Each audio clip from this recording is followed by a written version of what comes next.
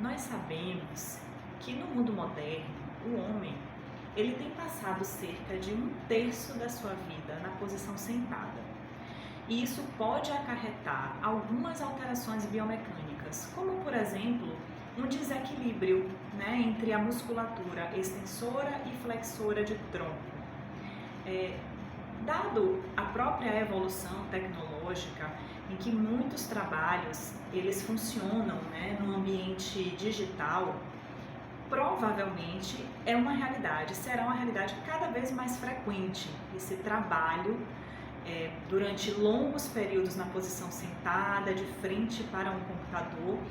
Então, nos resta cuidar, prevenir, tratar, observar, para que não traga consequências mais severas para a saúde desses trabalhadores. O que é que nós costumamos observar?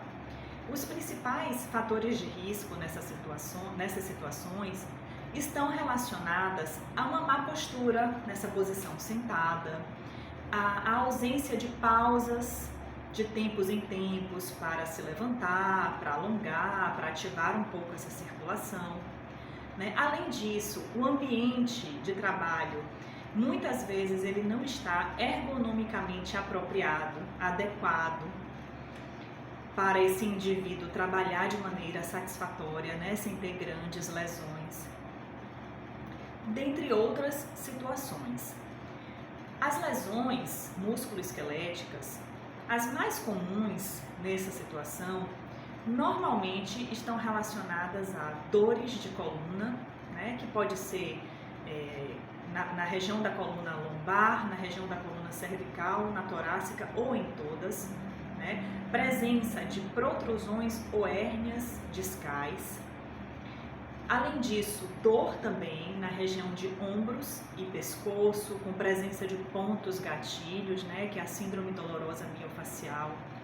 Podemos ter ainda aí a presença de tendinite, tendinossinovite, síndrome do túnel do carpo, epicondilite lateral e ou medial, ou seja, uma série de lesões musculoesqueléticas envolvendo diversas regiões do corpo podem ser encontradas.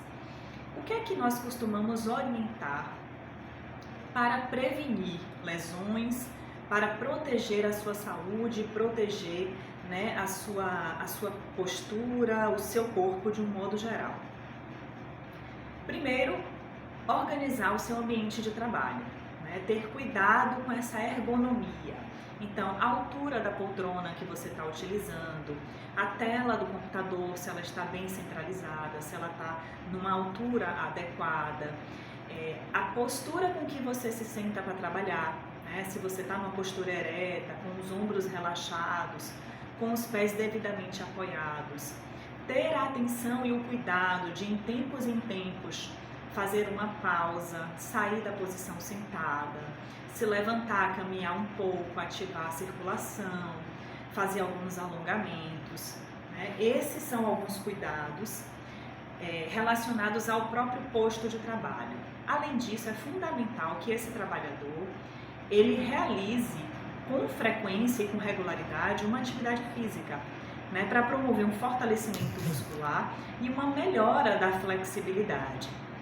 Agora, se ainda assim, se mesmo adotando todos esses cuidados, você perceber que continua cursando com desconforto, com dor, com uma piora da sua qualidade de vida, a terapia manual e postural ela pode te auxiliar de diversas formas.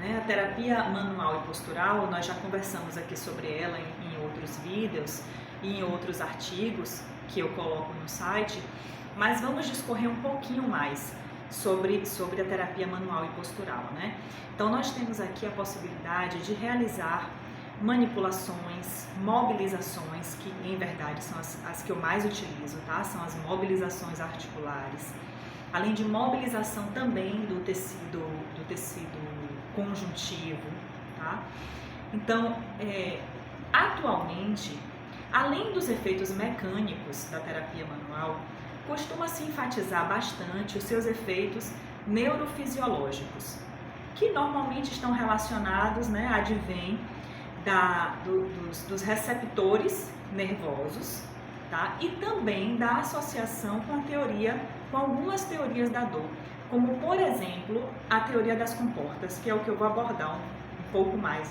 hoje aqui, tá? Então, quando a gente faz uma mobilização articular passiva, né, nesse indivíduo com o intuito de melhorar o seu quadro clínico, o que ocorre? Os nossos tecidos periarticulares e musculares, eles são compostos por receptores nervosos, tanto mecânicos, né, para a sensação ali de vibração, de posição, de movimento, como também receptores para a dor, né, que são os nociceptores. O que ocorre? Os receptores de dor, eles costumam ser mais difíceis de serem estimulados e eles levam o estímulo para o sistema nervoso central mais lentamente do que os receptores nervosos mecânicos. Isso favorece, né, os benefícios e a eficácia da terapia manual pelo seguinte: quando o profissional realiza nesse indivíduo mobilizações passivas, uma mobilização tanto articular quanto de tecido conjuntivo, nós estamos ali estimulando diretamente os receptores mecânicos. E como eles têm uma ação mais rápida na aferência ao sistema nervoso central, é como se eles interferissem na passagem dessa dor. Eles interferem no caminhar da dor. Isso diminui, consequentemente, a dor do indivíduo, né? Para resumo, para tornar um pouco mais simples, mais palpável aqui essa explicação. No momento em que eu, terapeuta, promovo uma terapia manual, né, passiva nesse indivíduo, eu acabo estimulando diretamente os receptores mecânicos, que conseguem levar esse estímulo para o sistema nervoso central mais rapidamente do que um estímulo de dor, né? Então, por uma situação análoga, né, por uma explicação, uma justificativa que é análoga, a terapia manual ela também consegue promover um relaxamento muscular, porque da mesma forma o estímulo desses receptores mecânicos, eles conseguem promover, né, uma inibição da contração muscular e naturalmente favorece uma melhora da vascularização e uma melhora da dor desse tecido, que agora já não é mais um tecido com tanta hipóxia, né? Ou seja, com tanta ausência de oxigenação. Então essa é uma das formas, são inúmeras, né? Mas a gente traz aqui algumas das maneiras como a terapia manual e postural pode te auxiliar nesse processo. Então é isso, a minha sugestão é que fique atento, fique atenta ao seu corpo, ao seu funcionamento, ao seu ambiente de trabalho, sempre que necessário, faça os ajustes necessários, sendo necessário, busque ajuda também de um profissional, mas esteja sempre atento e atenta à promoção da sua saúde e à prevenção de agravos.